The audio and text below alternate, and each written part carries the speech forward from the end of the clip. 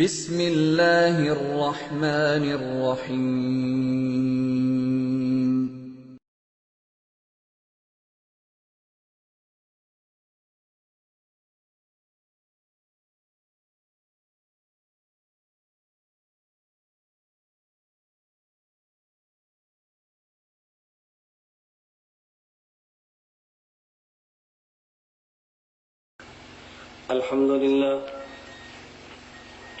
الحمد لله نحمده ونستعينه ونستغفره ونؤمن به ونتوكل عليه ونعوذ بالله من شرور أنفسنا ومن سيئات أعمالنا من يهده الله فلا مضل له ومن يضلل فلا هادي له ونشهد أن لا إله إلا الله وحده لا شريك له ونشهد أن سيدنا ومولانا محمدا عبده ورسوله أما بعد فأعوذ بالله من الشيطان الرجيم بسم الله الرحمن الرحيم يا أيها الذين آمنوا أطيعوا الله وأطيعوا الرسول وأولي الأمر منكم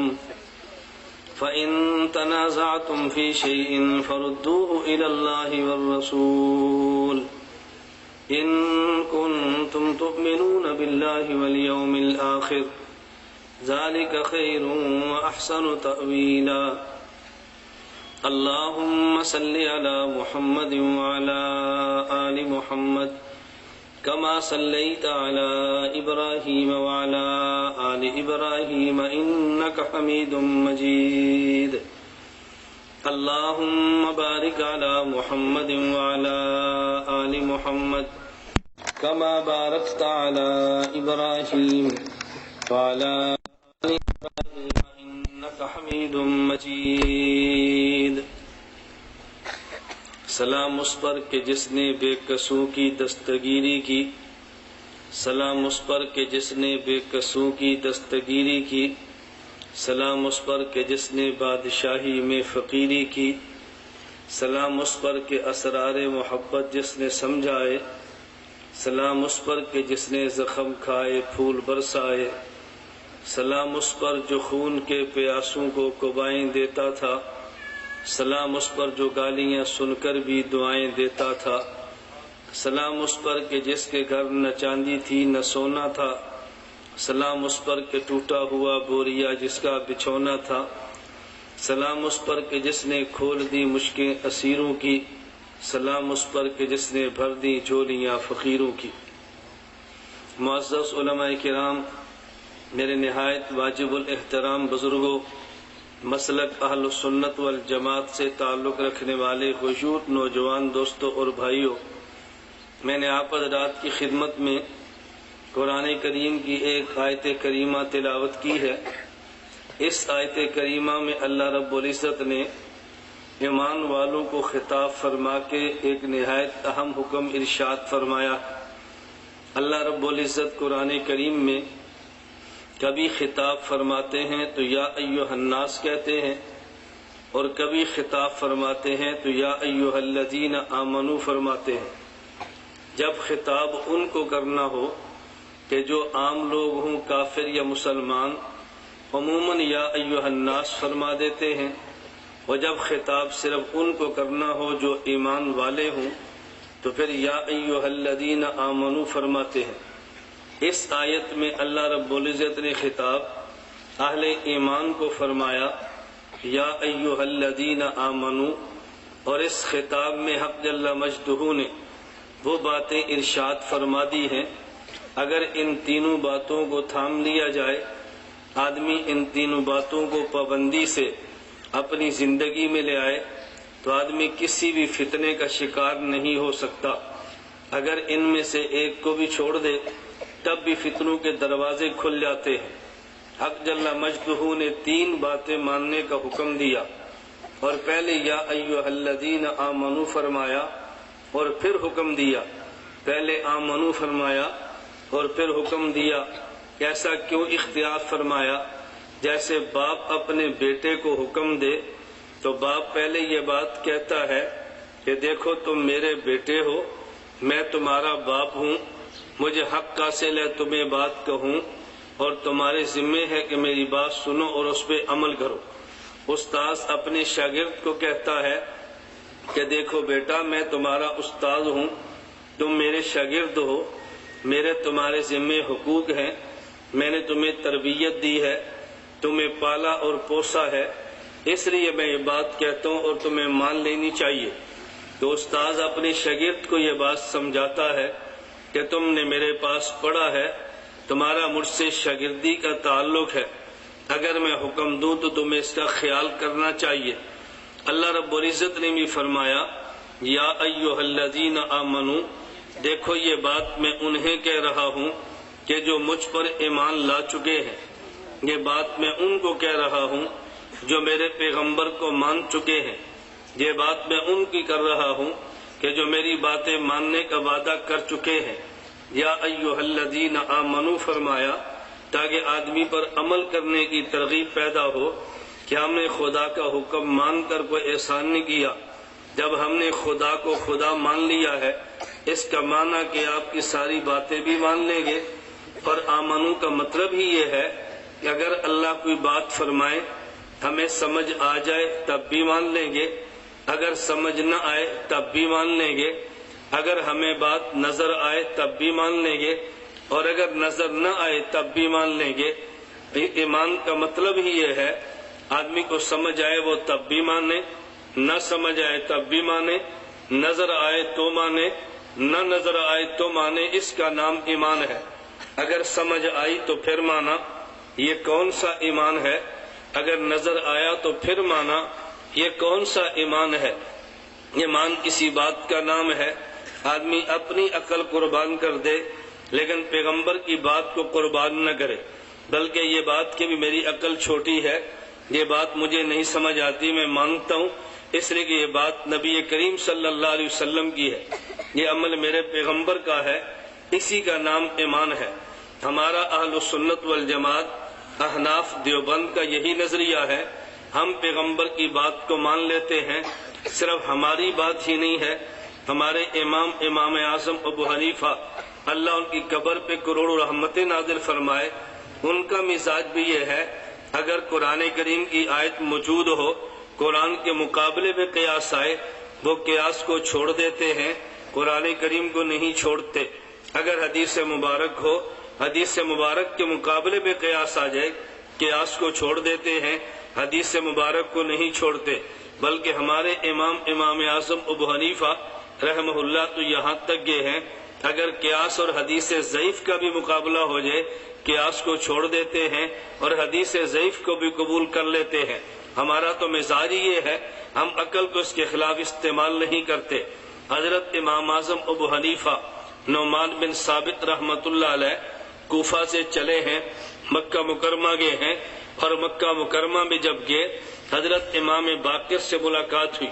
امام اعظم ابو حنیفہ رحمۃ اللہ علیہ نے امام باقر کی خدمت میں سلام پیش کیا، امام باقر نے خندہ پیشانی سے جواب نہیں دیا۔ حضرت امام اعظم ابو حنیفہ نے عرض کیا کہ آپ کے جواب دینے سے لگتا ہے کہ شاید میرے اوپر آپ کچھ نالاں، کوئی ناراض ہیں، آپ نے خوش ہو کر جواب تو نہیں دیا۔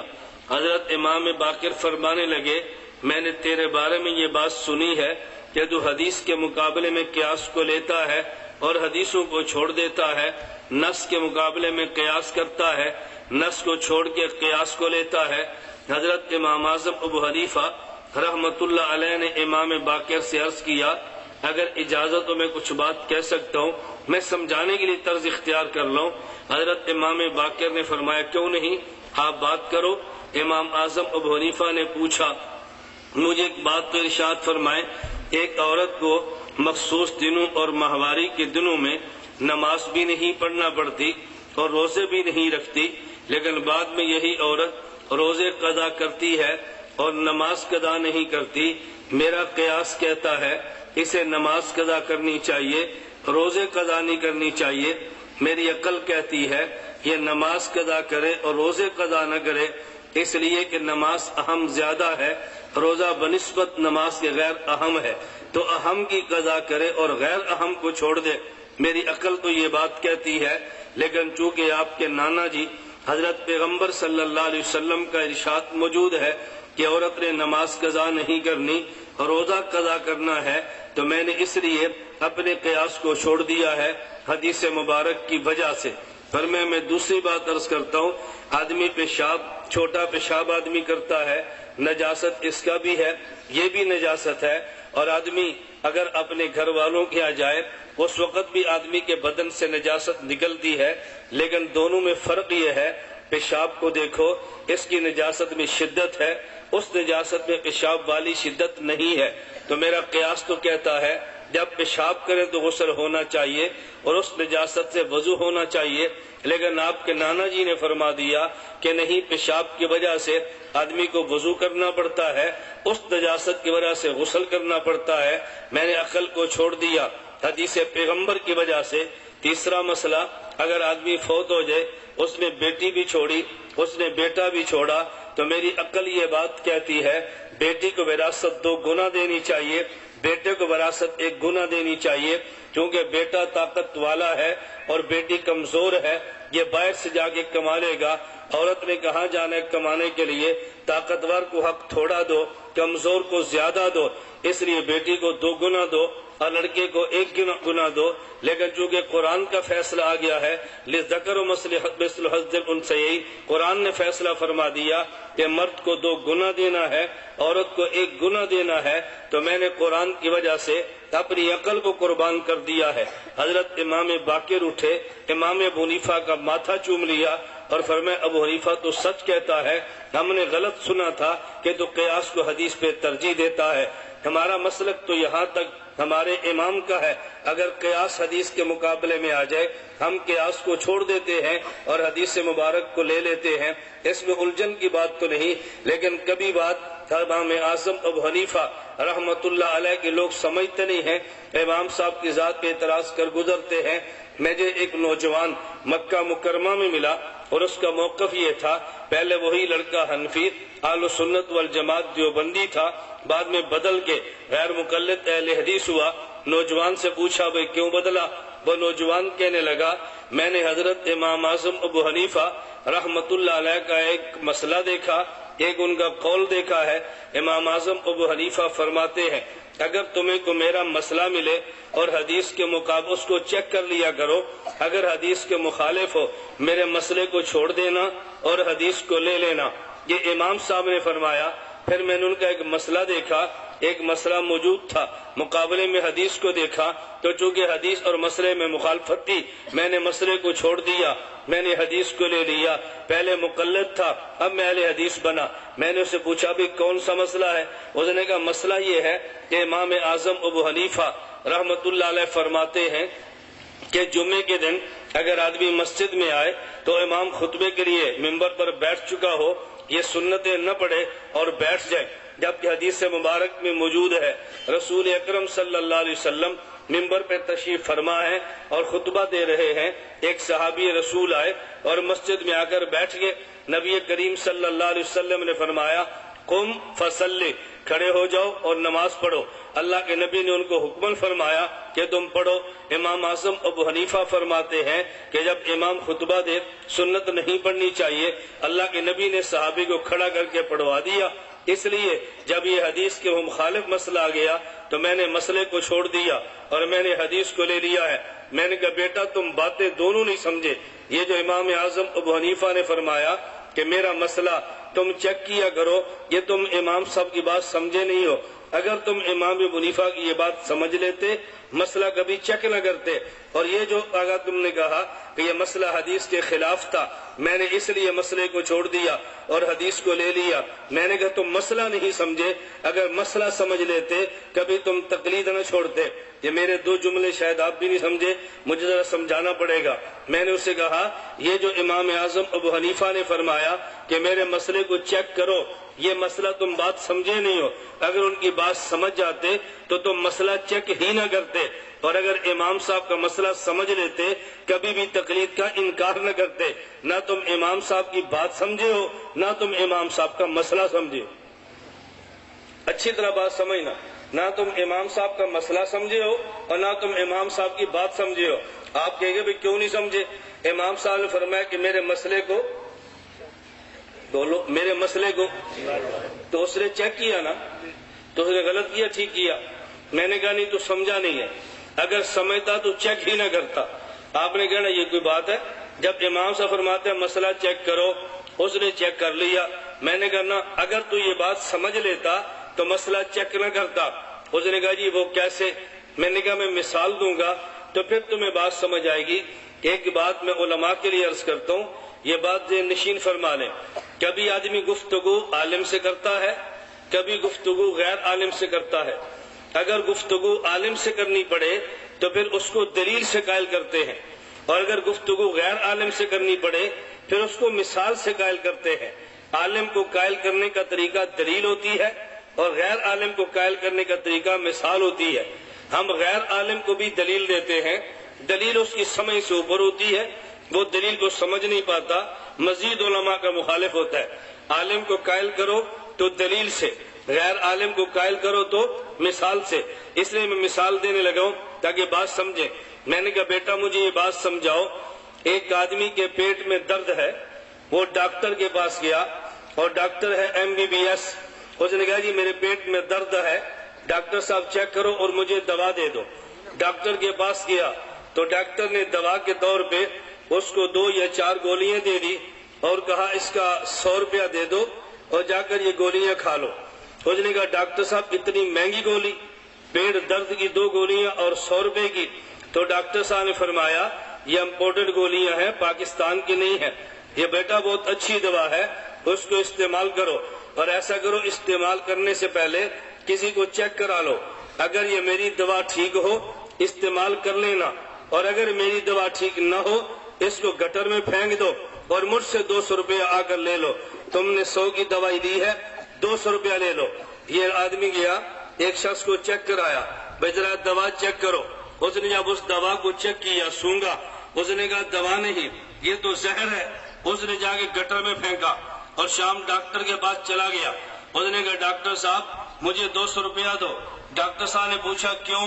اس نے کہا جی میں آپ نے کہا تھا میری دوا کو چیک کرا لو، اگر یہ ٹھیک نہ ہو اس کو گٹر میں پھینک دینا اور مجھ سے 200 روپیہ لے لینا. میں نے چیک کرائی ہے وہ دوا نہیں زہر تھی، اس لیے مجھے 200 روپیہ دے دو. ڈاکٹر صاحب نے پوچھا بھائی آپ نے وہ میری دوائی کس سے چیک کرائی ہے؟ توجہ رکھنا، وہ دوائی کس سے چیک کرائی ہے؟ تو یہ مریض کہنے لگا بشیر موچی گڑوں. نہیں سمجھے؟ پنجابی نہیں سمجھے؟ کہتا ہے بشیر موچی گڑوں. بشیر نام ہے نا، تو ٹیڑھا نام کیا ہوتا ہے؟ بشیر کو کیا کہتے ہیں؟ بشیرہ. آپ کے ابھی نام الٹا سیدھا ہوتا ہے نا، تو بشیر سیدھا نام ہے، تو بشیر کا ٹیڑھا نام کیا بلاتے ہیں؟ بشیرہ. او بشیرہ گل سن، او بشیرہ. بشیر موچی گڑوں، موچی کسے کہتے ہیں؟ یہ جو جوتیاں گاڑتا ہے، چمڑے کا کام کرتا ہے. تو ڈاکٹر نے کہا دوائی کس کو چیک کرائی ہے؟ وہ کیا کہتا ہے؟ بشیر موچی گڑوں. ڈاکٹر نے کہا دوائی کس سے چیک کرائی؟ کہتا ہے بشیر موچی گڑوں. یہ جوتیاں گانٹ رہا تھا نا، اس نے کہا یار یہ دوائی چیک کرنا. اس نے سونگی، اس نے کہا دوائی نہیں زہر ہے. اور ڈاکٹر نے کہا وہ جو چمڑے کا کام کرتا ہے اس کو تو میڈیسن زہر ہی نظر آنی ہے نا. یہ جو میں نے تجھے کہا تھا نا میری دوائی چیک کرانا، تو میرا جملہ سمجھا نہیں ہے.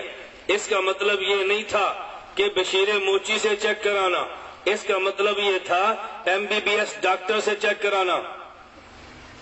آپ سمجھ آئی؟ اس کا مطلب کیا تھا بشیر موچی سے چیک نہ کرانا بلکہ MBBS ڈاکٹر سے چیک کرانا. وہ کہے نا دوائی 2 نمبر ہے تو پھر مجھ سے 200 روپیہ. میں نے کہا جس طرح وہ ڈاکٹر کی بات نہیں سمجھا تو امام ابو حنیفہ کی بات نہیں سمجھا. یہ تو امام ابو حنیفہ نے فرمایا کہ میرا مسئلہ چیک کرا لو، اس کا مطلب یہ نہیں تھا کہ بنو بازار میں گنڈیری بیچنے والوں سے چیک کرا لو. اس کا مطلب یہ نہیں تھا. توجہ ہے؟ اس کا مطلب یہ نہیں تھا یہ کالج کے پروفیسر سے چیک کرا لو. اس کا مطلب یہ نہیں تھا جو شہر میں پکوڑے بیچتا ہے، اس امام حنیفہ کا مسئلہ چیک کرا لو۔ اس کا مطلب یہ تھا کہ مسئلہ میرا ہو امام مالک سے چیک کرا لو، مسئلہ میرا ہو امام شافعی سے چیک کرا لو، مسئلہ میرا ہو امام احمد سے چیک کراؤ، میں مجتہد ہوں، میرا مسئلہ مجتہد سے چیک کرا لو، اگر مجتہد کہنا حدیث کے خلاف ہے تو پھر چھوڑ دینا۔ اب بات سمجھ آئی؟ تو میں نے کہا بیٹا جو امام صاحب نے فرمایا کہ میرا مسئلہ چیک کرا لو، یہ تو سمجھا ہی نہیں ہے، یہ تو سمجھا ہی نہیں ہے، اگر سمجھتا تو کبھی چیک نہ کرتا۔ آج کے دور میں لوگ کیا کرتے ہیں، پہلے جہاد کے نام پہ لڑکے جمع کریں گے، پھر ان کو لے کر جائیں گے ٹریننگ سینٹر، غیر مقلد جماعت الدعوہ والے، وہ لڑکا واپس آئے گا تو پھر میں اس سے پوچھتا ہوں بھئی تو کہاں گیا تھا؟ کہتے ہیں ٹریننگ کرنے کے لیے۔ کہاں پہ؟ مظفر آباد۔ کیا سیکھا ہے؟ اسلحہ۔ کیا سیکھا ہے؟ بارود۔ اب کیا کرتا ہے؟ میں فضائل مال چیک کرتا ہوں۔ سیکھا گیا ہے بارود اور چیک کیا کرتا ہے؟ فضائل مال۔ بھائی وہاں کیوں گیا تھا؟ جہاد کرنے کے لیے۔ اب کیا کرتا ہے؟ بہشتی زیور ٹھیک نہیں ہے۔ بھائی جس کام کے لیے گیا تھا وہ کام کر، گیا کسی اور کام کے لیے، مرتا تو بہشتی زیور کو چیک کرتا ہے، تو فضائل مال کو چیک کرتا ہے، تو تبلیغی جماعت کو چیک کرتا ہے، تو ہمارے بستر چیک کرتا ہے، جو کام کیا ہے وہ کرنا۔ تو امام صاحب نے فرمایا میرا مسئلہ چیک کرو۔ میں نے کہا تو سمجھا نہیں ہے، اگر سمجھ لیتا تو کبھی مسئلہ چیک نہ کرتا۔ جس طرح وہ مریض ڈاکٹر کی بات نہیں سمجھا تو امام ابو حنیفہ کا قول نہیں سمجھا۔ یہ تیرا کام چیک کرنا نہیں ہے، اور اگر تو امام صاحب کا مسئلہ سمجھ لیتا تو فقہ چھوڑ کے کبھی بھی اہل حدیث نہ بنتا۔ کہتے جی وہ کیسے؟ میں نے کہا مسئلہ سمجھ، امام صاحب کا مسئلہ کیا ہے؟ کہتے جی امام صاحب کا مسئلہ بڑا واضح ہے کہ جمعے کے دن امام خطبہ دے رہا ہو، تم نے سنتیں نہیں پڑھی، حدیث مبارک میں آ گیا نبی پاک صلی اللہ علیہ وسلم خطبہ دے رہے تھے، ایک صحابی مسجد میں آیا اور آ کر بیٹھ گیا، اللہ کے نبی نے فرمایا قم فصلی، کھڑا ہو اور سنتیں پڑھ لے۔ دیکھو مسئلہ حدیث کے خلاف ہے۔ میں نے کہا تو نہیں سمجھا، اگر سمجھتا کبھی فقہ نہ چھوڑتا۔ کہتا جی کیا مطلب؟ میں نے کہا ایک مسئلہ تو نے بیان کیا، دو مسئلے میں تجھ سے پوچھتا ہوں تو پھر بات بالکل صاف ہو جائے گی۔ نمبر ایک مسئلہ توجہ رکھنا، حدیث مبارک میں ہے ایک شخص حضور اکرم صلی اللہ علیہ وسلم کی خدمت میں آیا اور اس نے آگے عرض کیا یا رسول اللہ رمضان کا مہینہ تھا، میں نے روزہ رکھا تھا، میں گھر والی کے پاس چلا گیا، نبی کریم صلی اللہ علیہ وسلم نے فرمایا ایک غلام آزاد کرو۔ اس نے کہا جی میں اپنی گردن کے علاوہ کسی کا مالک ہی نہیں ہوں۔ فرمایا پھر 2 ماہ مسلسل روزے رکھو۔ اس نے کہا حضور ایک تو شام تک رکھ نہیں سکا، یہ 2 ماہ مسلسل کیسے رکھوں گا؟ فرمایا پھر 60 مسکینوں کو کھانا کھلاؤ۔ اس نے کہا میں خود مسکین ہوں، کسی کو کھانا کہاں سے کھلاؤں گا؟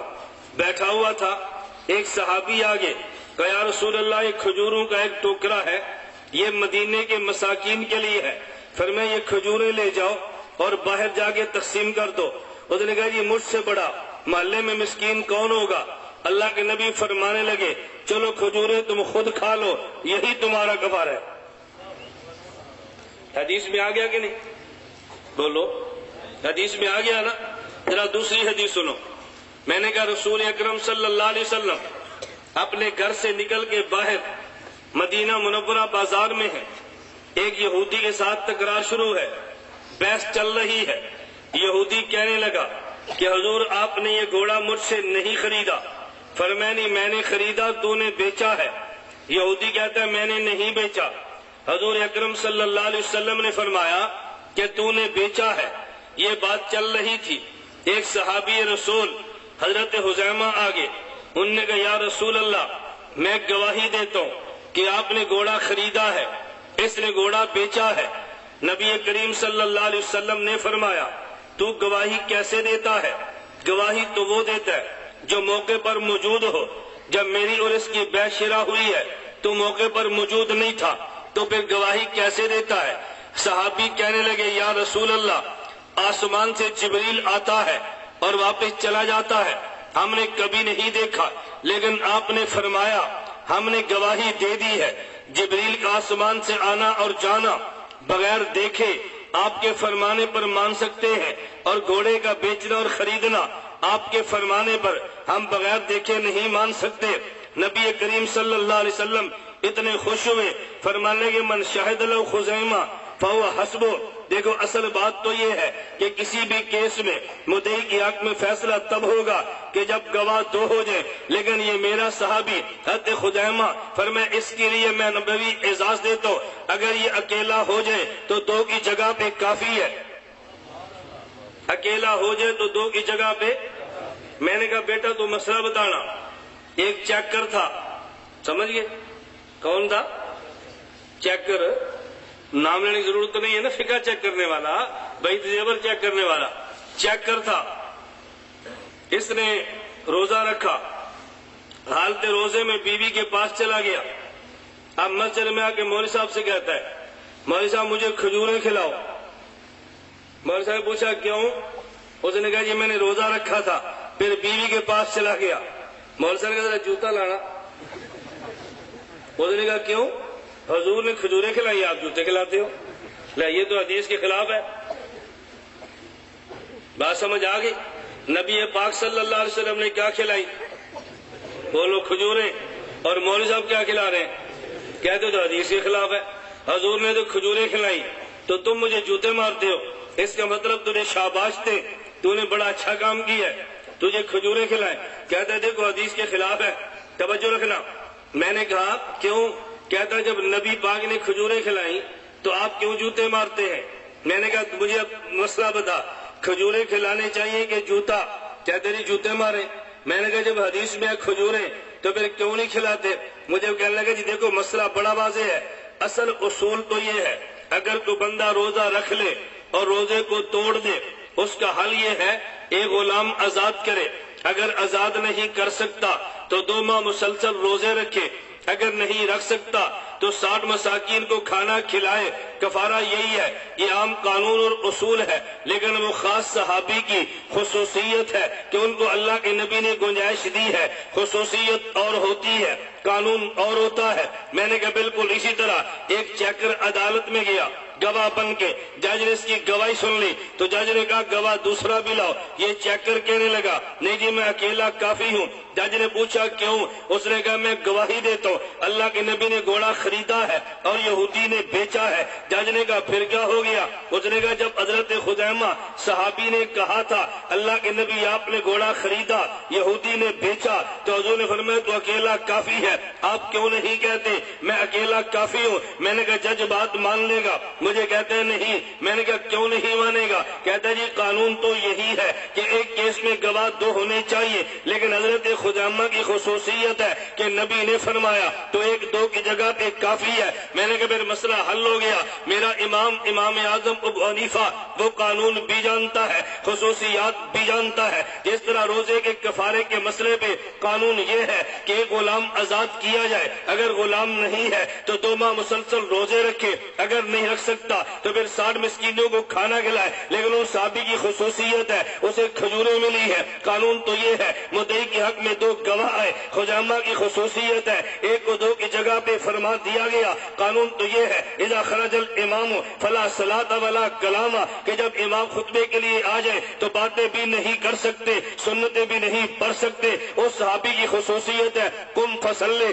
تو سنتیں پڑھ لے۔ قانون الگ ہوتا ہے، خصوصیت الگ ہوتی ہے، کلیات الگ ہوتے ہیں، خصوصیت الگ ہوتی ہے۔ میں نے کہا بتا میرے امام کا مسئلہ حدیث کے خلاف ہے؟ اس نے کہا جی نہیں۔ تو میں نے کہا مسئلہ تو حل ہو گیا نا کہ حدیث کے خلاف نہیں ہے۔ میں اس لیے کہہ رہا تھا اگر میرے امام کا جملہ تجھے سمجھ آتا کبھی مسئلے کو چیک نہ کرتا، اگر مسئلہ سمجھ آتا کبھی تقلید کو چھوڑ کے منکر تقلید نہ بنتا۔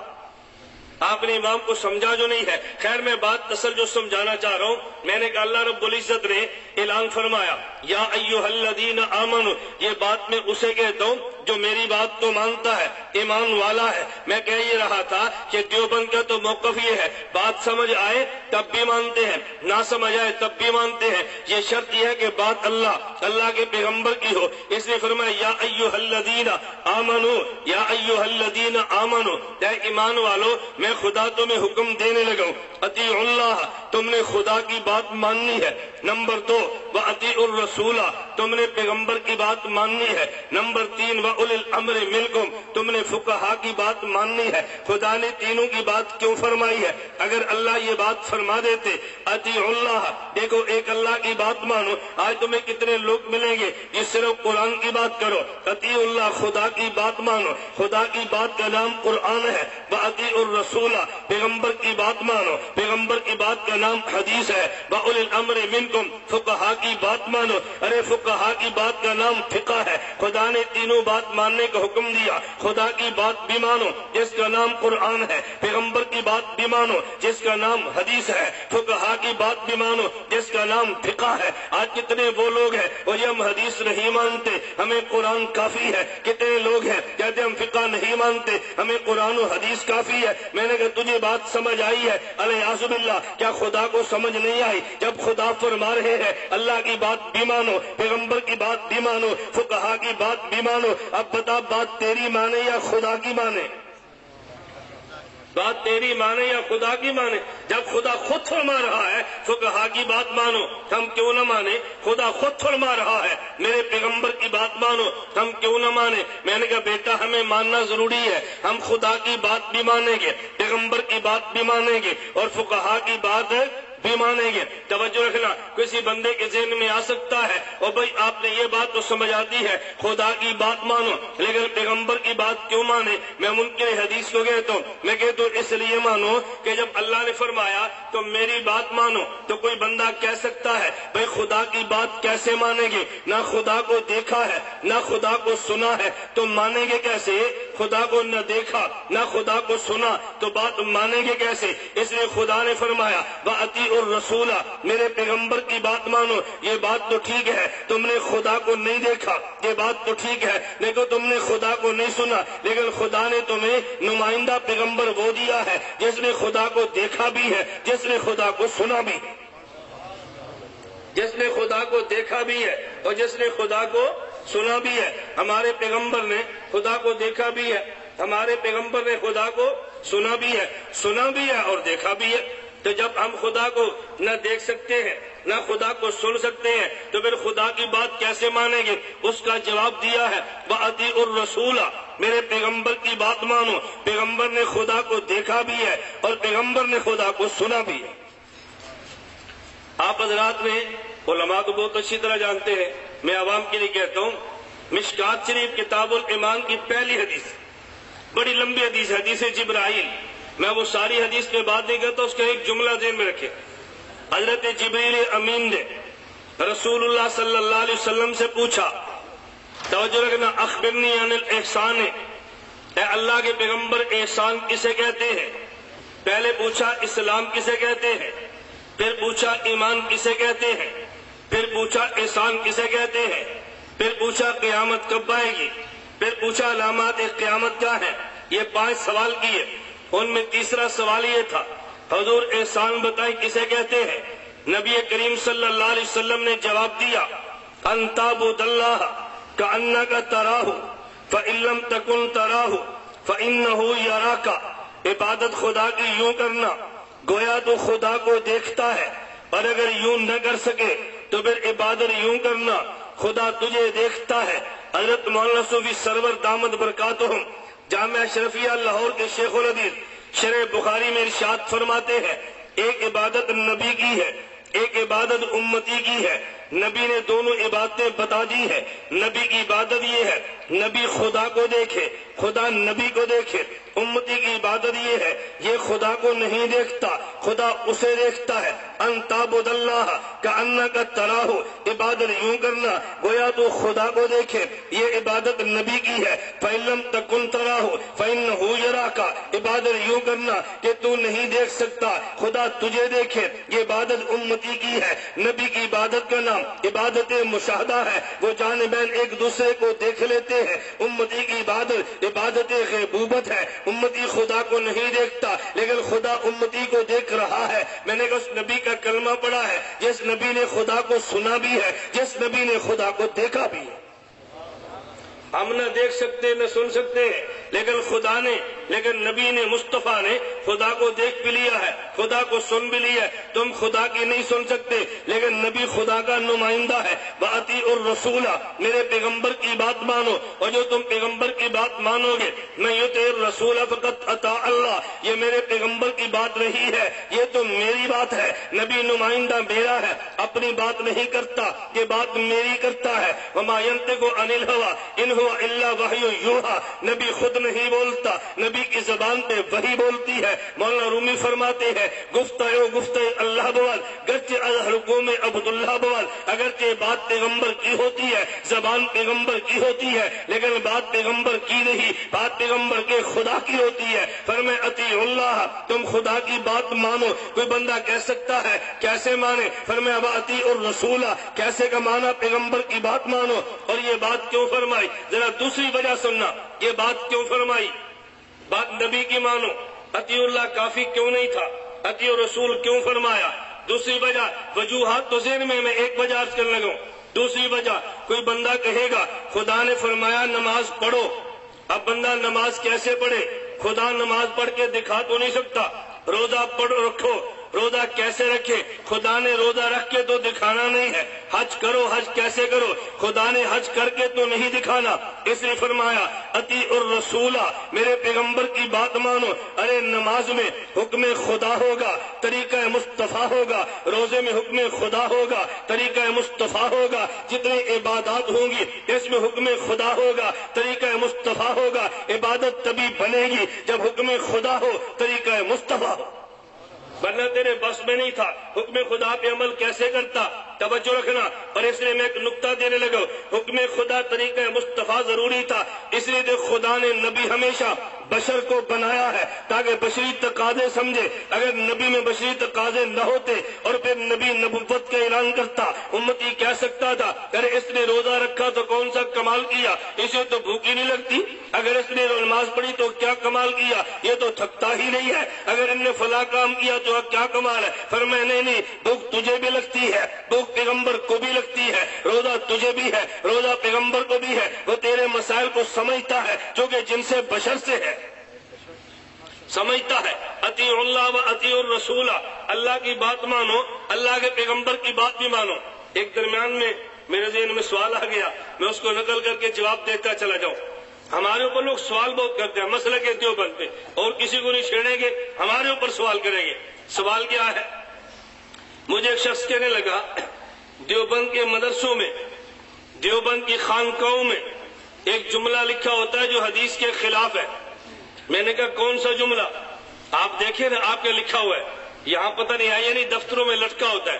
جملہ کیا لکھا ہوتا ہے؟ اے بندے احساس پیدا کر، خدا تجھے دیکھ رہا ہے. لکھا ہوتا ہے نا، اے بندے احساس پیدا کر، خدا تجھے دیکھ رہا ہے. کہا یہ جملہ حدیث کے خلاف. میں نے کہا کون سی حدیث؟ کہتا ہے یہ جو ابھی آپ نہیں پڑھ رہے، نبی کریم صلی اللہ علیہ وسلم نے فرمایا انتعبد اللہ کأنک تراہ، عبادت یوں کر تو خدا کو دیکھ رہا ہے. عبادت یوں کر تو خدا کو دیکھ رہا ہے. اور تمہاری خانقاہ میں کیا لکھا ہے؟ عبادت یوں کر خدا تجھے دیکھ رہا ہے. سوال سمجھ آیا؟ سوال سمجھ آئے گا تو جواب سمجھ آئے گا نا. بات سمجھ آ گئی ہے؟ عبادت یوں کر کے خدا، احساس پیدا کر خدا تجھے دیکھتا ہے. اور حدیث میں کیا ہے؟ عبادت یوں کر کے تو خدا کو دیکھتا ہے. کہا دیکھو حدیث میں اور ہے، تم نے اور لکھا ہے. میں نے کہا نہیں، تو حدیث کو سمجھا ہی نہیں ہے، ہماری خانقاہ کو بھی نہیں سمجھا، تبھی تو نے اعتراض کیا ہے.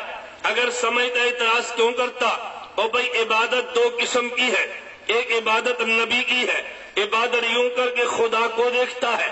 ایک عبادت امتی کی ہے، عبادت یوں کر کے خدا تجھے دیکھتا ہے. یہ جو ہماری خانقاہ بنی ہے یہ نبی کی تربیت کے لیے نہیں، یہ امتی کی تربیت کے لیے ہے. امتی عبادت یوں نہیں کرتا کہ خدا کو دیکھے، عبادت یوں کرتا ہے خدا اسے دیکھے.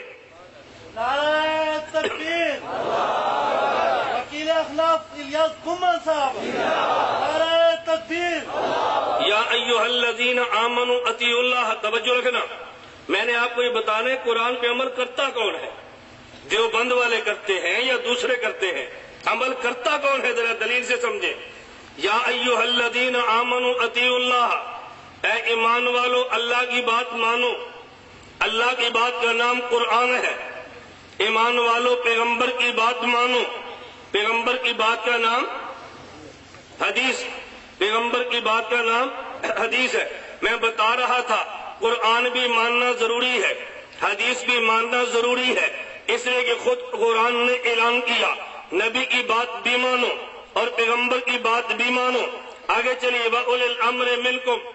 میں ان پہ زیادہ زور نہیں دیتا، آگے چلے. جس پہ زیادہ ضرورت ہے، قرآن پر تو لوگ آ جائیں گے، حدیث پر تو آ جائیں گے، اولی الامر پر نہیں آئیں گے. کہتے ہیں نہیں، صرف اللہ، اللہ کا رسول. اور شاید آپ کے بندوں میں عذاب آیا کہ نہیں مجھے نہیں پتا. ہمارے پنجاب میں عذاب موجود ہے، بڑے بڑی پینا فلیکس سے لگی پڑی ہے، اور ان جماعتوں کا مذہبی بھی ہے اور سیاسی بھی ہے، اور ساتھ پینا فلیکس پہ لکھا گیا ہے، کہتے ہیں انقلاب کے 3 اصول، انقلاب کے 3 نشان، اللہ، محمد اور قرآن. کیا لکھا ہے؟ انقلاب کے 3 نشان، اللہ، محمد اور قرآن. لو حدیث بھی گئی، فقہ بھی گئی. اللہ، محمد اور قرآن. قرآن کا نام ہے، حدیث کا نام نہیں ہے. تو دیکھ، حدیث کا انکار کر دیا اور مذہب کے نام پہ کیا ہے. کوئی بندہ کہے گا کہ جی حدیث کا نام تو ہے، کیوں حضرت محمد کا نام نہیں ہے؟ تو میں نے کہا پھر قرآن بھی نہ لکھتا، اللہ کا نام نہیں ہے. اگر حضرت محمد کے ساتھ حدیث آ سکتی ہے تو اللہ کے ساتھ قرآن بھی موجود ہے نا. پھر اللہ اور محمد لکھ دیتا، پھر قرآن لکھنے کی ضرورت کیا پیش آئی ہے؟ اور سمجھ آ گئی آپ کو؟ میں جماعتوں کے نام نہیں لیتا، پتہ نہیں آپ کے ہمارے بنوں کا معلوم متعامل نہیں ہے، میں نام لیے بغیر چل رہا ہوں. جی جماعت اسلامی ہے اور بائی کارڈ بھی پھر ہمارے. توجہ رکھنا. ہم کہتے ہیں اللہ کی بات بھی مانو، پیغمبر کی بات بھی مانو. آگے وَأُولِي الْأَمْرِ مِنْكُمْ، اور فقہا کی بات بھی مانو. اللہ کی بات بھی مانو، پیغمبر کی بات بھی مانو اور فقہا کی بات بھی مانو. یہ فقہا کی بات خدا نے کیوں فرمائی ہے؟ کیا پیغمبر کی بات فرما دینا کافی نہیں تھا؟ نہیں، فقہا اس لیے اللہ کے نبی نے فرمایا. کوئی بندہ کہہ سکتا ہے او بھائی دیکھو قرآن کی ایک مسئلے پہ 2 آیتیں آ گئی ہیں، عمل کیسے کریں؟ ہم کہیں گے نبی سے پوچھ لے. جس نبی پہ قرآن اترا ہے وہ نبی بتا دے گا یہ آیت پہلے دور کی ہے، یہ آیت بعد کے دور کی ہے. اگر نبی کو نہیں لے گا تو قرآن پہ اعتراض آ جائے گا. خود قرآن اعلان کرتا ہے وَلَوْ كَانَ مِنْ عِنْدِ غَيْرِ اللَّهِ لَوَجَدُوا فِيهِ اخْتِلَافًا كَثِيرًا. قرآن میں اختلاف تو ہے ہی نہیں ہے، لیکن ایک مسئلے پہ 2 آیتیں قرآن میں موجود ہیں. نبی بتائے گا نبی کوئی اختلاف نہیں ہے.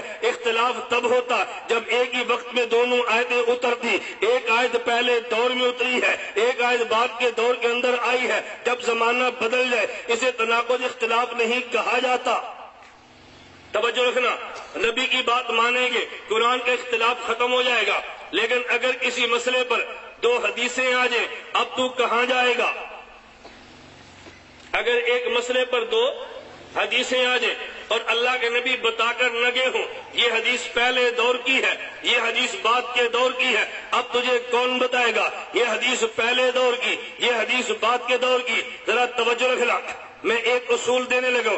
پہلا اصول اس مسئلے پر یہ ہے، امام ابو داؤد نے اصول دیا ہے باب اللحم سید للمحرم کے تحت. امام ابو داؤد نے اصول دیا ہے باب من لا یقطع الصلاۃ شیء کے تحت. میں صرف 1-2 حوالے دے رہا ہوں. اصول کیا ہے؟ اذا تنازل خبران عن النبی صلی اللہ علیہ وسلم، اگر اللہ کے نبی سے 2 حدیثیں آ جائیں نظر الی ما عمل به اصحابہ بعدہ، ہم یہ دیکھیں گے پیغمبر کے جانے کے بعد صحابہ نے کس کو لیا ہے. جس حدیث کو صحابی لے لے ہم بھی لے لیں گے، جس کو صحابی چھوڑ دے ہم بھی چھوڑ دیں گے. صحابی کا حدیث کو لے لینا اس بات کی دلیل ہے یہ حدیث بعد کے دور کی ہے. صحابی کا چھوڑ دینا اس بات کی دلیل ہے یہ حدیث بعد کے دور کی ہے. خدا نے فرمایا وَأُولِي الْأَمْرِ مِنْكُمْ، اگر پیغمبر کی بات میں تمہیں الجھن پیش آ جائے تو پھر فقہا کی بات کو مان لینا. فقی پیغمبر کی حدیثوں میں تعارض کو دور کر کے تیری الجھنیں ختم کر دے گا، تیری الجھنیں ختم کر دے گا. اولي الامر منکم، فقہا کی بات کو لے لو. توجہ رکھنا. چلے میں ایک مسئلہ اور بھی عرض کر دیتا ہوں. اس میں اصول تو کئی ہیں لیکن کئی اصولوں پہ بات لمبی ہوتی ہے. میں صرف ایک اصول دینے لگا تھا. صحابہ کو دیکھ لیں گے, ہم نے پیغمبر کے صحابہ کو دیکھا رضی اللہ عنہم اجمعین. اچھا نمبر 2, اولی الامر کی ضرورت کیوں پیش آئی ہے, فقہا کی ضرورت کیوں پیش آئی ہے؟ ایک فقیہ وہ ہے جسے امام اعظم ابو حنیفہ, ایک فقیہ وہ ہے جو امام مالک, ایک فقیہ وہ ہے جو امام شافعی, ایک فقیہ وہ جو امام احمد. میں کہ ذرا اس سے پیچھے چلے, پہلے دور صحابہ کو دیکھے. دور صحابہ میں ہم نے دیکھا میرے پیغمبر کے پہلے جانشین جو خلیفہ بھی ہے اور فقیہ بھی ہے, ان کا نام امام ابو بکر صدیق ہے. میرے پیغمبر کے دوسرے خلیفہ جو فقیہ بھی ہے, ان کا نام امام عمر بن خطاب ہے. میرے پیغمبر کے تیسرے خلیفہ جو فقیہ ہے عثمان بن عفان ہے. نمبر 4 پیغمبر کے خلیفہ جو پیغمبر کے صحابی فقیہ بھی ہے علی بن ابی طالب ہے. کتنے مسائل تجھے وہ پیش آ جائیں گے کہ جن میں مولوی اختلاف کریں گے اور فیصلہ خلیفہ دے دے گا. فاولی الامر منکم, فرمایا تم نے فقہا کی بات ماننی ہے. ابو بکر صدیق سے بڑا بتا فقیہ کون ہوگا؟ عمر بن خطاب سے بڑا رضی اللہ عنہ فقیہ کون ہوگا؟ میرے نبی نے فرمایا فإنه من يعش منكم بعدي, میں دنیا چھوڑ جاؤں گا, میرے بعد میں دین میں اختلاف نظر آئے گا. ایک مولوی کہے گا یہ کرو, دوسرا مولوی کہے گا یہ کرو, اختلاف نظر آئیں گے. تم نے اس اختلاف سے پریشان نہیں ہونا. فعلیکم بسنتی, نمبر 1 میری سنت کو لے لینا. اگر میری سنت میں بھی حل نظر نہ آئے, وسنت الخلفاء الراشدین المہدیین, پھر خلیفہ راشد کی سنت کو لے لینا. اختلافات سے جان چھوٹ جائے گی. اب بتاؤ, نبی نے حل دے دیا, ایک مولوی ایک مسئلہ, ایک مولوی دوسرا مسئلہ بتاتے ہیں. ان دونوں مولویوں سے کہہ دو بھائی خلیفہ راشد کا عمل بتا دو, جس کے ساتھ خلیفہ راشد کا فتویٰ یا عمل موجود ہو وہ لے لو, اور جس کے ساتھ نہ ہو اسے چھوڑ دو. آسان حل ہے کہ نہیں؟ ایک مسئلہ میں بتاتا ہوں, ایک مسئلہ دوسرا مولوی بتاتا ہے. لوگ کہتے ہیں 2 مولویوں میں اختلاف ہے, کیا کریں؟ اگر اس مسئلے پہ خلیفہ راشد کا فتویٰ موجود ہو تو پھر تو جھگڑا ہی نہیں ہے نا. مجھے کوئی تو بتا دے, دوسرے سے کہ تو بتا دے, جو خلیفہ راشد کا فتویٰ دے دے اس کو لے لے اور باقی چھوڑ دے. میں 4 مسئلے بتاتا ہوں 4 خلفاء کے حوالے سے. خلفاء راشدین کتنے ہیں؟ بولو کتنے؟ یہ عنوان نہیں, میں اس پہ وضاحت کرتا, میں صرف ایک جملے میں بات کہتا ہوں. یہ جب کہتے ہیں نا خلفاء راشدین 4 ہیں, اس سے مراد ہے خلافت راشدہ معودہ فی القرآن. اس سے کیا مراد ہے؟ خلافت راشدہ معودہ فی القرآن. علماء طلباء یہ جملہ سمجھتے ہیں, میں عوام کو کہتا ہوں اس سے مراد یہ ہے کہ وہ خلفاء جن کی خلافت کا وعدہ خدا نے قرآن میں کیا ہے وہ 4 ہیں. اس کا معنی یہ نہیں ہے حسن خلیفہ راشد نہیں, امیر معاویہ خلیفہ راشد نہیں رضی اللہ عنہ, یہ معنی نہیں ہے. مطلب کیا؟ خلافت راشدہ حق 4 یار, اس سے مراد وہ خلفاء ہیں جن کی خلافت کا وعدہ خدا نے قرآن میں کیا ہے. وہ کتنے ہیں؟ یہ جب مسئلہ نہیں سمجھ آتا نا تو لوگ کہتے ہیں سارے خلفاء ہیں. امیر معاویہ خلیفہ بھی ہیں, راشد بھی ہیں, اولئک هم الراشدون, تو خلفاء راشدین 4 کیسے ہوئے؟ بھئی ہمارے جو اکابر نے 4 لکھے ہیں تو ویسے تو نہیں لکھے نا, ہمارے سامنے اپنے اکابر کے دلائل پورے نہیں ہوتے نا, اس لیے ہم کبھی کبھی الجھن کے شکار ہوتے ہیں کہ شاید ہمارے اکابر سے غلطی ہو گئی ہے کہ سب نے مشترکہ مسئلے غلط لکھ دیا. میں کہہ رہا تھا خلفاء راشدین کتنے ہیں؟ نمبر 1 ابو بکر صدیق رضی اللہ عنہ. ذرا مسئلہ سمجھیں, مسئلہ کیا ہے؟ ایک مولوی صاحب کہتے ہیں نبی کریم صلی اللہ علیہ وسلم قبر مبارک میں زندہ ہیں. ایک مولوی صاحب کہتے ہیں زندہ نہیں ہیں. تو فیصلہ کس سے کرائیں؟ خلیفہ راشد سے. فیصلہ کس سے کرائیں؟ بولو نا. حضور پاک صلی اللہ علیہ وسلم وفات پا گئے, اس پر تو اختلاف نہیں ہے نا, اس پر تو حدیث کی ضرورت نہیں ہے, سب مانتے ہیں حضور وفات پا گئے. مسئلہ کیا ہے؟ وفات کے بعد قبر مبارک میں زندہ ہیں یا زندہ؟ خلیفہ راشد کا فیصلہ. ابو بکر صدیق رضی اللہ عنہ دنیا سے جانے لگے, بیمار ہو گئے, جانے کا وقت آ گیا تو اپنے صحابہ سے فرمایا میں وصیت کر رہا ہوں, مجھے میری چارپائی کو اٹھا لینا, میرے نبی کی قبر کے باہر رکھ دینا, اندر سے اجازت ملے تو دفن کرنا, اجازت نہ ملے دفن نہ کرنا. صحابہ نے ابو بکر صدیق رضی اللہ عنہ کو غسل دے دیا, کفن ہو گیا, جنازہ پڑھا دیا, چارپائی کو اٹھایا, امام فخر الدین رازی فرماتے ہیں لما حملت جنازتہ الی باب قبر النبی صلی اللہ علیہ وسلم، صدیق کی چارپائی کو حضور کی قبر کے دروازے کے پاس رکھ دیا گیا۔ قبر کے دروازے کا معنی اس حجرے کا دروازہ جس کے اندر قبر موجود ہے۔ صحابہ نے کہا نودیا السلام علیکہ یا رسول اللہ، صحابہ نے عرض کیا السلام علیکہ یا رسول اللہ، اذا ابو بکر بالباب، حضور صدیق دروازے پر آیا ہے۔ امام رازی کہتا ہے نبی کی قبر سے آواز آئی ہے ادخل الحبیب الی الحبیب، ادخل الحبیب۔ تفسیر کبیر سورہ کاف بتحسبہم ایقاظا وہم رقود، اس آیت کے تحت آپ تفسیر کبیر میں جا کے دیکھیں، میں نے حوالہ دیا تاکہ آپ کو آسانی سے مل جائے۔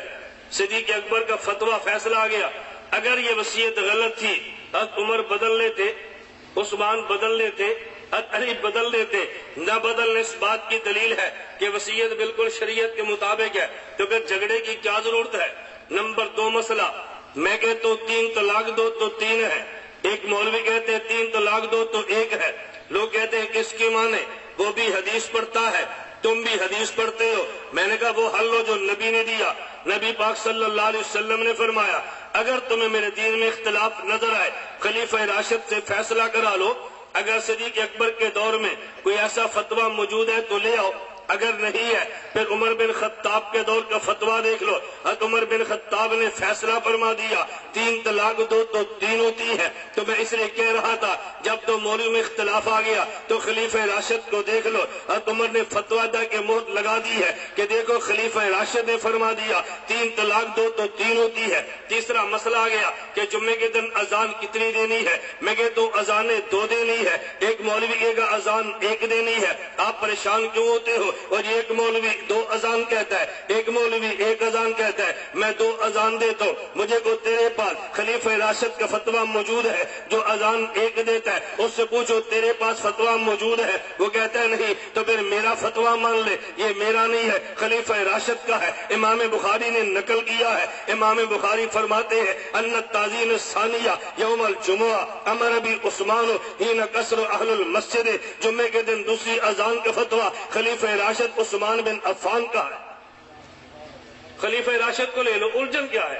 نمبر 4 مسئلہ، میں کہتا ہوں تراویح 20 رکعت ہے، ایک کہتا ہے تراویح 8 رکعت ہے، لوگ کہتے ہیں وہ بھی حدیث دیتا ہے تم بھی حدیث دیتے ہو۔ میں نے کہا تو مولویوں میں اختلاف ہو گیا، خلیفہ راشد اس سے پوچھ لے یا خلیفہ راشد مجھ سے پوچھ لے تو جھگڑا ختم ہو جائے گا۔ مسند امام زید کتاب موجود ہے، حضرت زید کون ہے؟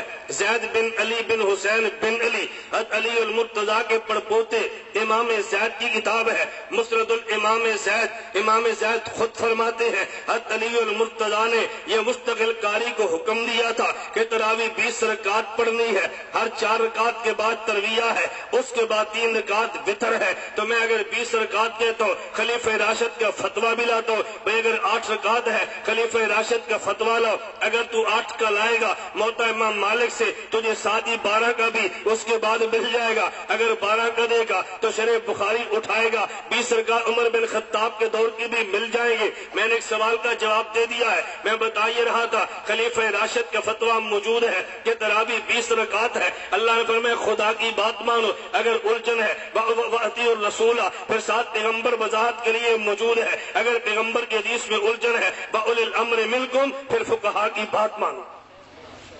ایک شخص کہنے لگا اولی الامر سے مراد فقہا تو نہیں ہے، میں نے کہا کون ہے؟ کہتا جی حاکم۔ کون ہے؟ حاکم۔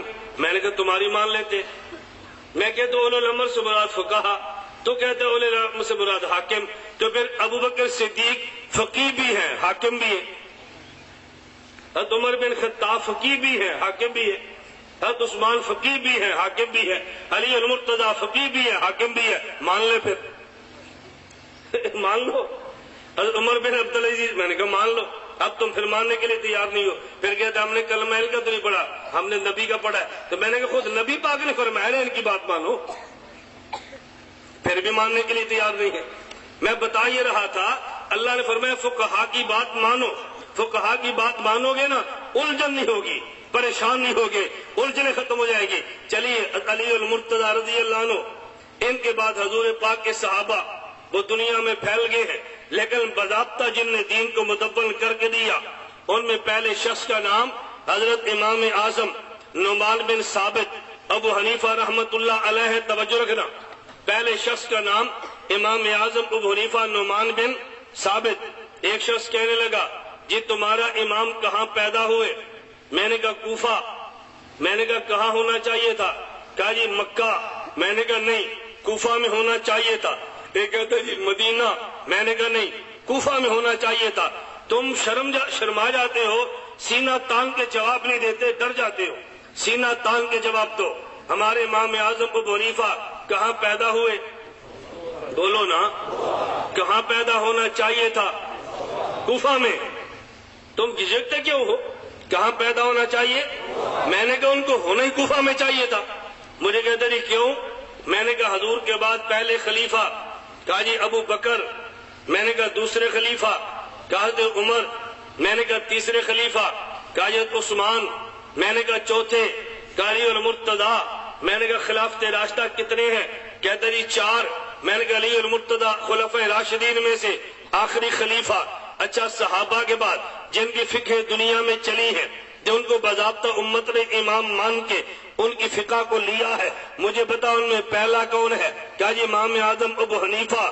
میں نے کہا دوسرا، کہا جی امام مالک۔ تیسرا امام شافعی۔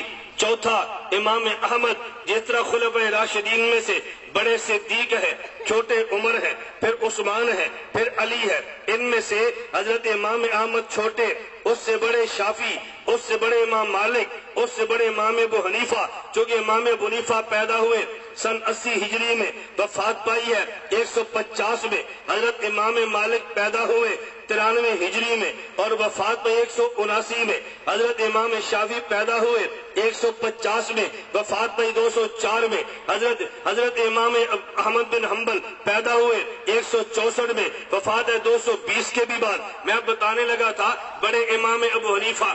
اب بتاؤ خلفائے راشدین میں سے آخری خلیفہ علی المرتضیٰ اور ائمہ اربعہ میں سے پہلے امام، دلیل سمجھنا، آخری خلیفہ علی المرتضیٰ، تو ادھر اماموں میں سے پہلے امام امام اعظم ابو حنیفہ۔ اس کا مطلب یہ ہے کہ جہاں سے آخری خلیفہ نے کام چھوڑا ہے وہاں سے پہلے امام نے کام لے کر چلنا ہے۔ ایسے ہی ہے، باپ کہتا ہے، آپ محتمین بیٹھے ہیں، محتم کہتا ہے بیٹا میں نے جگہ خریدی تھی، دیواریں بنائی تھی، یہ چھت تک میں نے آیا ہوں، اب اوپر چھت تیرے ذمہ ہے، میں جا رہا ہوں۔ کیسے ہے نا؟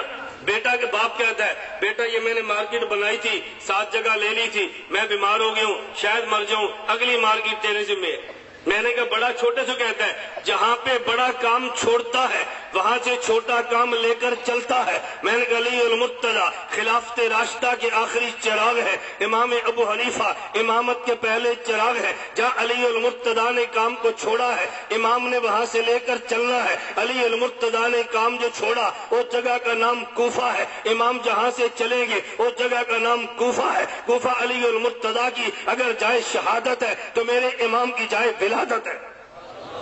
کوفہ علی المرتضیٰ کی جائے شہادت تو ہمارے امام کی جائے ولادت۔ تو جہاں سے خلیفہ گیا ہے وہیں سے امام کو پیدا ہونا چاہیے تھا نا۔ علی المرتضیٰ مکہ میں فوت ہوتے، امام میرا مکہ میں پیدا ہوتا۔ علی المرتضیٰ مدینہ میں وفات پاتے، ہمارا امام مدینہ میں پیدا ہوتا۔ جب آخری خلیفہ کوفہ میں شہید ہوا تو وہیں سے پیدا ہمارے امام کو کوفہ سے ہونا چاہیے تھا۔ تجھے کیا الجھن ہے جی؟ وہ جی کوفہ میں، میں نے کہا اشکال کی کون سی بات ہے؟ اگر یہی اعتراض فقہ حنفی پر ہے تو پھر یہ اعتراض قرآن پہ کیوں نہیں؟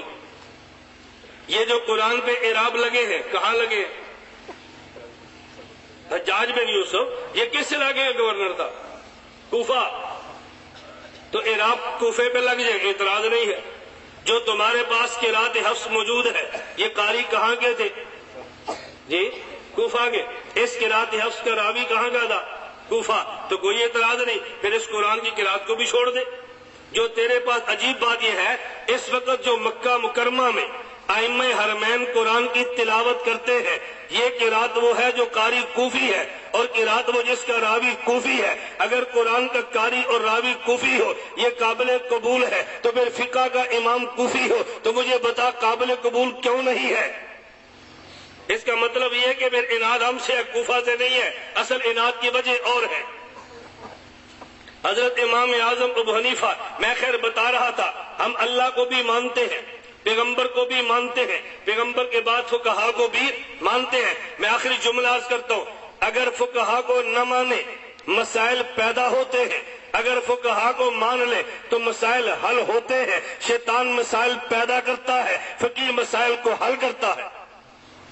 شیطان مسائل پیدا کرے گا نا، امت میں اختلاف ہو، الجھنے ہوں، توڑ پھوڑ ہو، اور فقیہ مسائل کو حل کرتا ہے۔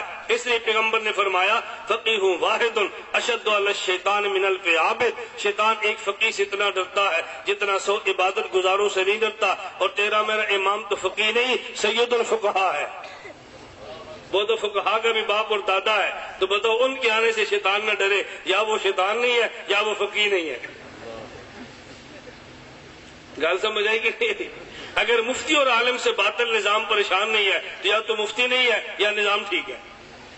کوئی ایک مسئلہ ضرور ہے، اللہ میں بات سمجھنے کی توفیق دے، لیکن یہ حکم کس کو ہے؟ یا ایھا الذین، بولو حکم کس کو ہے؟ یا ایھا الذین آمنو، جو قرآن کا انکار کرے وہ آمنو نہیں ہے، جو حدیث کا انکار کرے وہ آمنو نہیں ہے، جو فقہ کا انکار کرے وہ آمنو نہیں ہے۔ ایک بندہ کہتا ہے میں کہ فقہ حنفی نہیں فقہ مالکی ٹھیک ہے، فقہ مالکی نہیں فقہ شافعی ٹھیک ہے، فقہ شافعی نہیں فقہ حنبلی ٹھیک ہے، جو نفس فقہ کا انکار کر دے وہ آمنو نہیں ہے۔ اچھی طرح میری بات کو سمجھو، مجھے فتویٰ نہ کرنا کہ اس نے فلاں کو کافر کہا، نہ، اچھی طرح بات کو سمجھو۔ ایک بندہ کہتا ہے میں حدیث صحیح تو مانتا ہوں، ضعیف نہیں مانتا، ایک کہتا ہے میں حدیث ہی نہیں مانتا۔ دونوں میں فرق ہے کہ نہیں؟ میں حدیث صحیح بھی مانتا ہوں، ضعیف مانتا ہوں، میں موضوع نہیں مانتا، ایک کہتا ہے میں حدیث ہی نہیں مانتا۔ کتنا فرق ہے؟ ایک بندہ کہتا ہے نہیں بھائی میں فقہ میں یہ قول نہیں مانتا، یہ مانتا ہوں، یہ نہیں مانتا، یہ مانتا ہوں، فلاں فقہ نہیں اس کو مانتا ہوں، یہ بات تو ٹھیک ہے۔ ایک بندہ کہتا ہے میں نفس فقہ کو مانتا ہی نہیں ہوں، وہ آمنو کیسے ہے؟ اچھی طرح اس فتنے کو سمجھو، اللہ میں بات سمجھنے کی توفیق عطا فرمائے۔ خیر میں نے اس لیے کہا ہم دیوبند والے قرآن بھی مانتے ہیں، حدیث بھی مانتے ہیں، فقہا بھی مانتے ہیں، خدا بھی مانتے ہیں، مصطفیٰ بھی مانتے ہیں، اور فقہا بھی مانتے ہیں۔ اللہ میں سب کو ماننے کی توفیق عطا فرمائے۔ کوئی مشکل بیان تو نہیں ہے نا بھائی؟ خدا بھی مانتے ہیں ہم، مصطفیٰ بھی مانتے ہیں، اور فقہا، خدا مصطفیٰ فقہا تینوں کو مانتے ہیں۔ خدا کے نمائندے مصطفیٰ ہیں، مصطفیٰ کے نمائندے فقہا ہیں۔ اللہ کی بات مصطفیٰ دے گا اور مصطفیٰ کی بات فقہا دیں گے۔ فقہا کے پاس آؤ گے مصطفیٰ تک پہنچ جاؤ گے، مصطفیٰ تک آؤ گے تو خدا تک پہنچ جاؤ گے۔ اللہ ہم سب کو ماننے کی توفیق عطا فرمائے۔ فقہا کو مصطفیٰ کے مقابلے میں نہیں مانتے، مصطفیٰ کو خدا کے مقابلے میں نہیں مانتے، نانا اسی ترتیب سے مانتے ہیں جو ترتیب خدا نے بتائی ہے۔ قرآن کی شرح پیغمبر فرماتے ہیں، احادیث کے شرح فقہا فرماتے ہیں۔ فقہا کو نہ لو، حدیث سمجھ نہیں آتی، پیغمبر کو نہ لو، قرآن سمجھ نہیں آتا۔ اللہ مجھے اور آپ سب کو قرآن، حدیث اور فقہ سمجھنے اور عمل کی توفیق عطا فرمائے۔ وآخر دعوانا ان الحمد للہ رب العالمین۔ جناب حرمین شریفین وہاں کے علماء باہر سندھ میں اور زبانوں کے دوران لوگ غیر دعوت دیتے، اگر مناسب ہو تو وضاحت فرمائیں۔ دیکھیے ایک بات سمجھے اچھی طرح، چٹے ہیں تو ایک ہی بار دے دیں، اور وہ چٹ دے جو میرے موضوع کے متعلق ہے۔ کبھی تمہیں چٹ افغانستان کی، کبھی امریکہ کی، کبھی ایران کی، میری چٹیں مجھے دیا کرو جو میرا کام ہے۔ وہ بات سمجھ آ گئی ہے؟ ہاں میری چٹیں مجھے دو، ان کی چٹیں ان کو دیا کرو، ہر آدمی اپنا کام کرے۔ چلے یہ جو حرمین شریفین میں ایک ہے وہ حضرات جو سعودیہ حکومت کی طرف سے مقرر ہے، جیسے مولانا مکی حجازی دامت برکاتہم، سب سے بڑا حرم کا حلقہ درس ہمارا دیوبند کا ہے، یہ بات ذہن میں رکھنا۔ اور جو لوگ غیر مقلدیت کی بات کرتے ہیں وہ سعودی حکومت کے علم میں نہیں ہے۔ اگر آپ سعودی حکومت کے علم میں لائیں تو سعودی حکومت ان کو زیادہ دیر تک وہاں ٹکنے دیتی نہیں۔ آپ اس کا تجربہ کر کے دیکھ لیں، وہ سعودی حکومت کی نمائندگی نہیں کرتے۔ معراج ربانی، توصیف فرمان، 2-3 بندے علماء دیوبند کے خلاف بولتے تھے، سعودی حکومت نے کہا میں کیس سے تو ہم بین کر دیتے ہیں۔ عرصہ گزر گیا، انہوں نے دیوبند کے خلاف بولنا چھوڑ دیا۔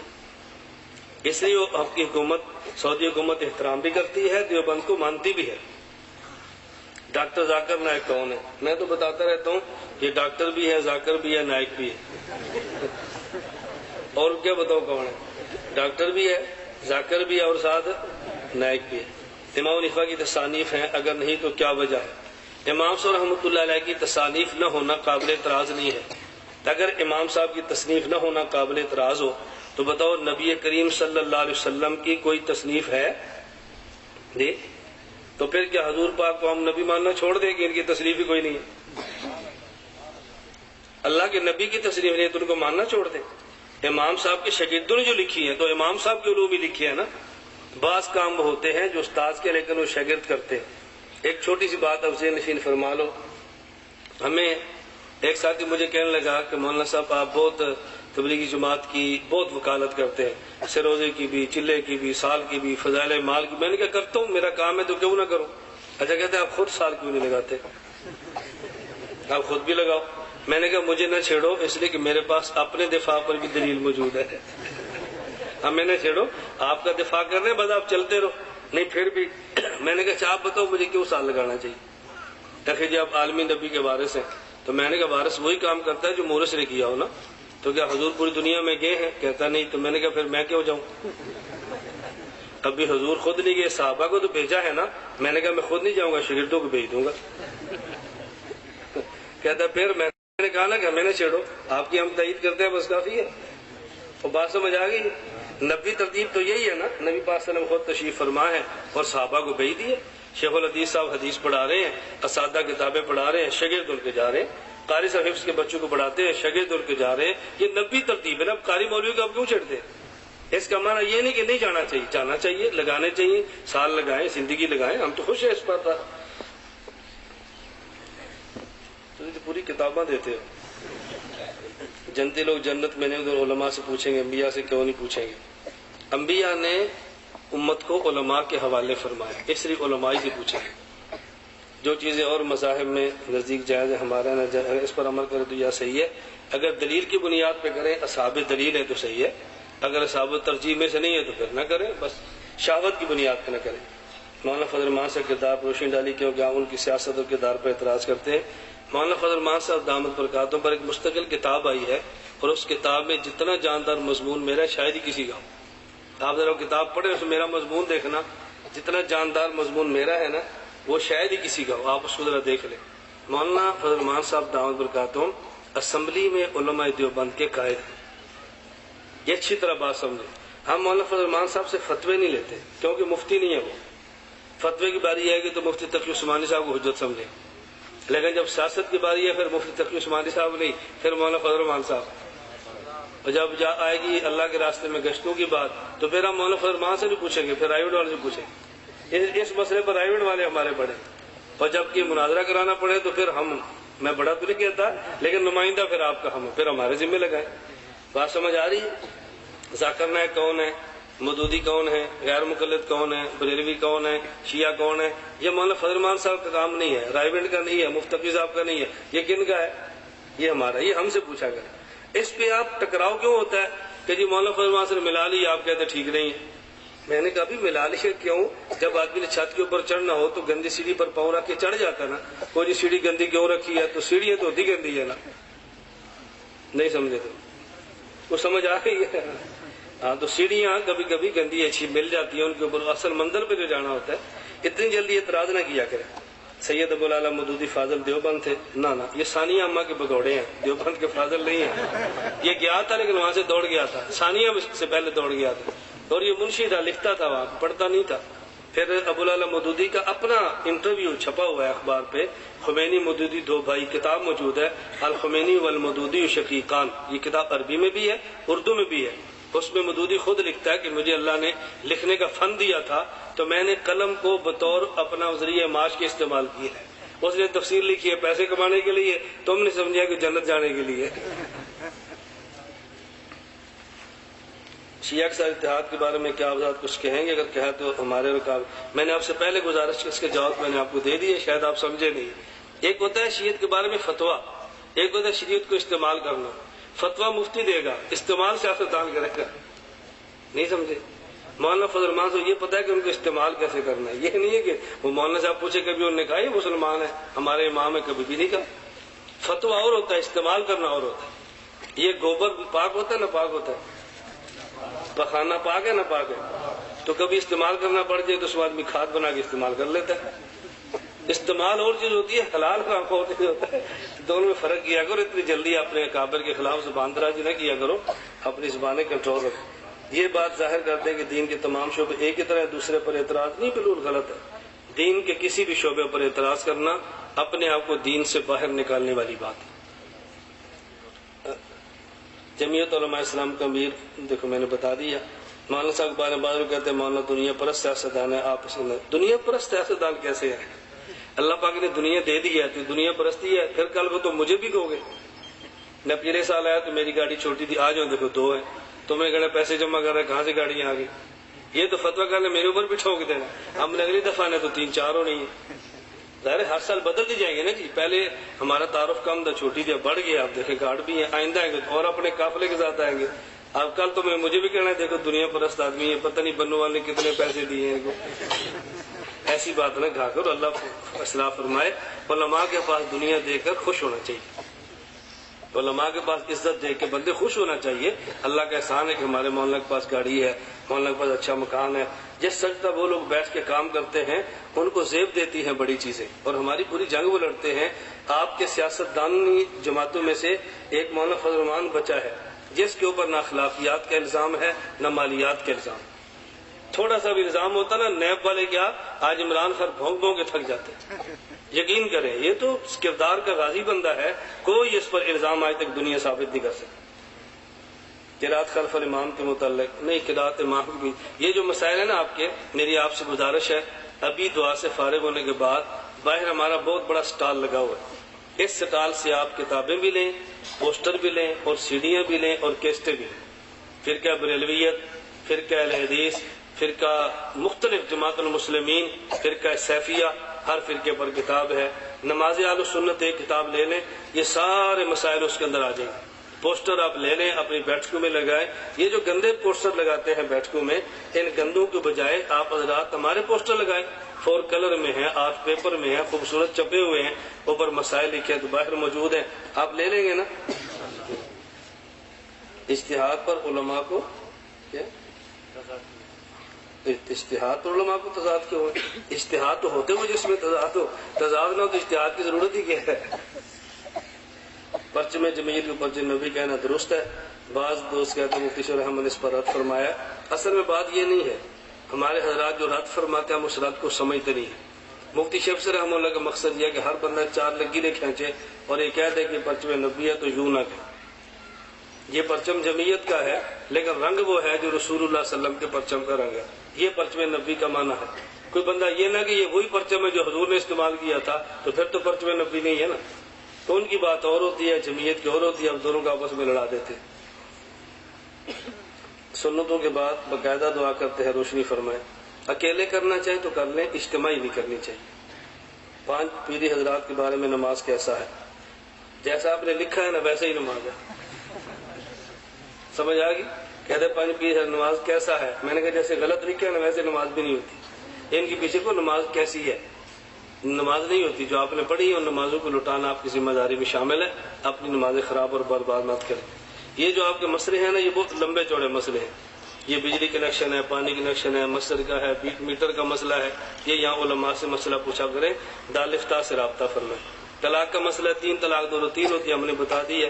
تفصیلی جو طلاق کے مسائل ہم اس طرح نہیں بتاتے، لکھا ہوا ہے دارالفتاء لے جائیں اور ان سے اپنے مسئلے پر دستخط کروا دیا کریں. یہ جیولری کا مسئلہ ہے، زکوٰۃ کا مسئلہ ہے، یہ آپ ان حضرات علماء سے پوچھیں. میں نے شروع میں گزارش کی جو ہمارے فن کے ہم سے پوچھیں. زکوٰۃ کے سارے مسائل دارالفتاء والے بتائیں گے. ان سے مسئلے پوچھو بھی اور ان کو زکوٰۃ دو بھی. صرف مسئلے پوچھ کر نہ واپس آیا کرو. مسلسل بیماری کا کیا حکم ہے یہ علماء سے پوچھیں. میں نے آپ سے گزارش کیا وہ مسائل پوچھو جو ہمارے متعلق ہیں، جو ان علماء کے یہاں دارالفتاؤں سے پوچھ لیں. جماعت اسلام والے پیچھے نماز کیسا ہے، میں نے تو بتا دی. آپ یہ بات سمجھ نہیں آ رہی. جس نے بیچنے کے لیے تفصیل لکھی ہے اس کی نماز کا کیا حکم ہوگا.